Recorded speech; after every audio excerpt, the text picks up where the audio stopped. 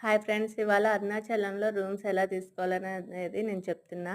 మేమైతే శివనిలయంలో తీసుకున్నామండి. ఇది శివ సన్నిధి వాళ్ళదే. అయితే వాళ్ళు ఫుడ్, బెడ్ అన్నీ కలిపి 2200 పే చేయమన్నారు. మేము ఎంతమందైనా ఉండొచ్చు. మనకి రూమ్స్ అయితే చాలా బావున్నాయి. బెడ్ కూడా చాలా బావుంది. చాలా నీట్‌గా ఉంది. వాష్‌రూమ్స్ కూడా చాలా నీట్‌గా ఉంది. సింక్ ఉంది.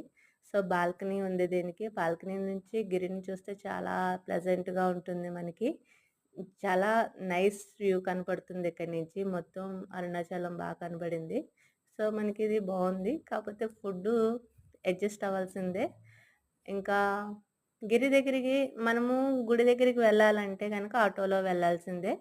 నా ఒపీనియన్ ప్రకారం గుడి దగ్గరలో ఆ చుట్టుపక్కల ఉన్న ఏరియాలోనే రూమ్ తీసుకుంటే మంచిది అని నేనంటున్నా.